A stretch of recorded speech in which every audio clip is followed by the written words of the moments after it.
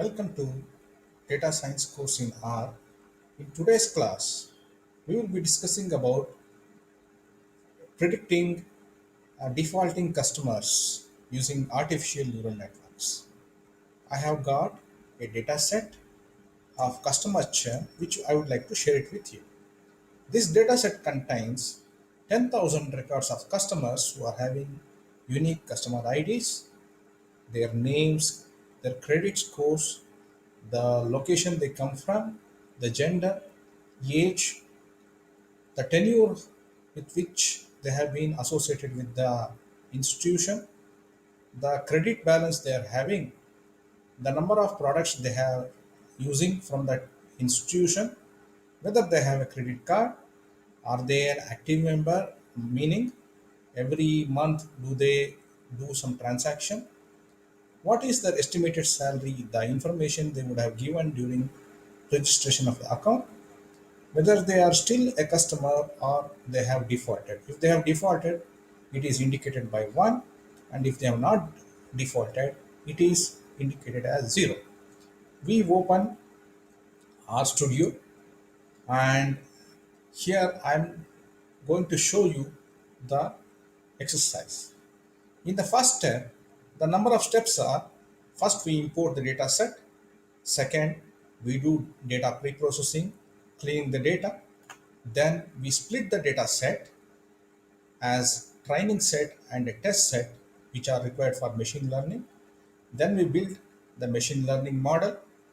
Then we check the accuracy and we develop the outputs, namely the reports and the graphs. To start with, let us import the data set. I have this data set and I click on this run button and my data is imported. I just click over this data and see how does it look like when it is imported in R. Now the entire data has been imported. I can see that there are some fields like surname which are not required, customer ID which is not required, row number which is not required. There are some data like geography and gender which are in characters or in categories. I need to convert them into some numbers so that I can use it for measurement. Then I see that there is imbalance in the data.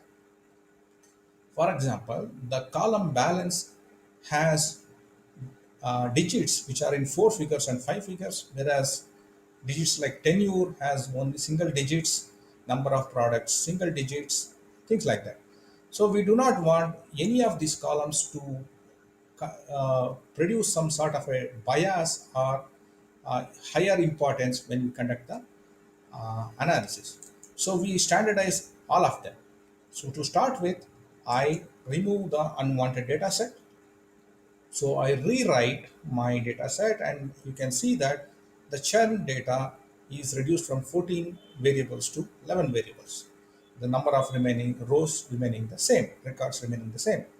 Now I convert the character uh, data, which namely the geography and gender, into numbers, categorical data. Then I split the data using a library called CA tools, which I have imported from CRAN library. Then I do not want any sort of bias in my data, which is why I select the data set randomly using a set seed. I split the data into training set and test set in the ratio 80 is to 20. The training set contains 80% of the data for better accuracy, and the test set contains 20% of the data. Now I do feature scaling in which I standardize my data. Then I proceed to machine learning model development. Here I import a library called H2O. This is a library which will help me to do apply artificial neural networks on the training data set. I initialize my H2O, then I say ANN model, and since I have imported this library called H2O, I would like to know what is the code I need to write. You don't have to worry, just highlight this thing and press F1. You get to know what is the code which you need to write. So you can just copy this and paste it onto your R Studio and retain only those variables or those functionalities which are required. Now, since I am using this the dependent variable which is the y, the data set which is my training set. I am using a rectifier ReLU function. I am using hidden layers 5 and I want to use it for 100 iterations so that the machine can understand the data better. Now, in the samples per iteration, I will leave it to default. Once I have done it, I click on the summary. Now, in the summary, I can see that the summary of the model on the test set. I can see that root mean square error is 0.32, which means that my accuracy is 1.96 times the root mean square error, or it will nearly come to 68%. My accuracy of the model is 68% in this iteration. Now I will try to predict on the test set. Now in the test set, I get this is my test set, and now in the test set what happens is when I say predict, so when I say predict, there will be a lot of probabilities for each of those data sets, so data records. So that record which has a dependent value more than zero point 0.5, I will like to select them as one, that is they have exited or they have defaulted, and the values which are less than zero point 0.5, I consider them as not defaulting. So when I say that, uh, now my values are generated. Now I will generate the confusion matrix and try to see what is the accuracy. The accuracy, I can see that the accuracy is equal to the true yeses and true nos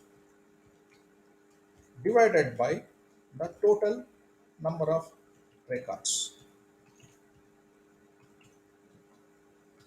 The diagonal elements indicating the true yeses and true nos. So we can see that the model now is generating an accuracy of 96.5. So my artificial neural network has given a very good result. Now, since it has given the very good result, I have to generate some reports and graphs for my management or to my customers. To do that, what I will do is I will create a report using the cbind function for my predicted data and the present actual data. Now, this data shows this data tells me what is my existing data and what is my predicted data. Now I will write it into a file on my desktop,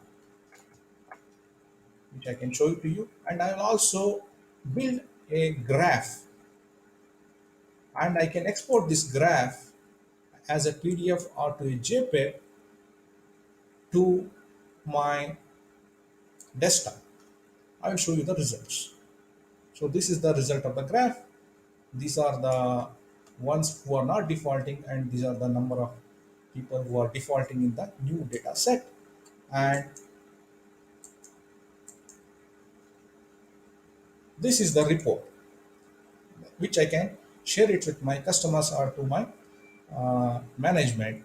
Here, this is the predicted value and the actual value. As you see here, the